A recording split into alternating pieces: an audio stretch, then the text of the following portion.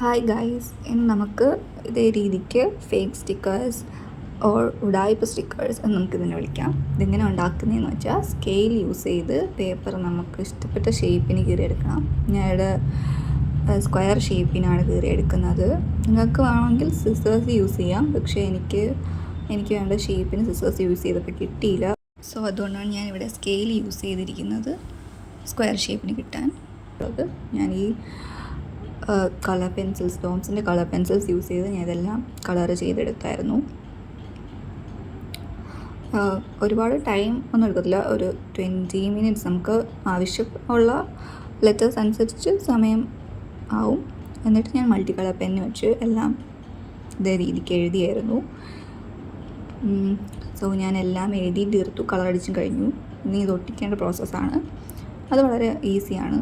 പിന്നെ ഒരു പ്രത്യേകത എന്താണെന്ന് വെച്ചാൽ, അത് പ്രത്യേകതയല്ല, എന്നാലും ഇത് ഒട്ടിച്ച് കഴിഞ്ഞാൽ ഊരിയെടുക്കാൻ പറ്റത്തില്ല. ഇതാണ് സ്ക്രാപ്പ് ബുക്ക് വേർഷൻ എൻ്റെ രീതിയിലെ sticker.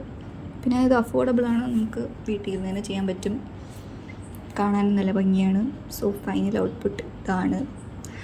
Hope you guys like it. ഇഷ്ടപ്പെട്ടെങ്കിൽ ലൈക്ക്, സബ്സ്ക്രൈബ് ആൻഡ് ഷെയർ.